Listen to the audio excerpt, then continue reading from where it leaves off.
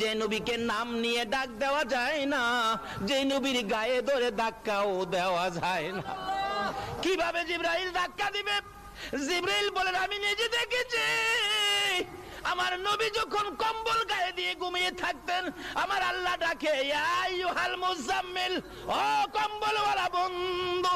নবী যখন চাদর গায়ে দিয়ে ঘুমাইতো, আমার আল্লাহ ডাকতেন, ইয়া আইয়ুহাল মুদাসসির, ও চাদরওয়ালা বন্ধু। আমার আল্লাহ যেখানে নবীকে নাম নিয়ে ডাক দেয় না, কম্বলওয়ালা বন্ধু, চাদরওয়ালা বন্ধু বলে ডাকে, আমি জিবরাইল কিভাবে নাম নিয়ে ডাক দিব?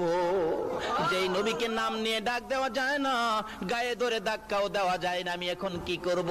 আমার আল্লাহ বলেন, জিবরাইল রে, তোর জিহ্বাটুকুন আমার নবীর পাও মুবারকে লাগাইয়া দে। জিবরাইল নির্দেশ মতো জিহ্বা বাহির করে পাও মুবারকে লাগাইলে ঠান্ডা ঠান্ডা ভাব। নবীজির ঘুম ভেঙে গেলে আমার নবী বলেন, তাকাইয়া দেখি জিবরাইল আমার পায়ের পাশে বসা। প্রশ্ন করে ফেল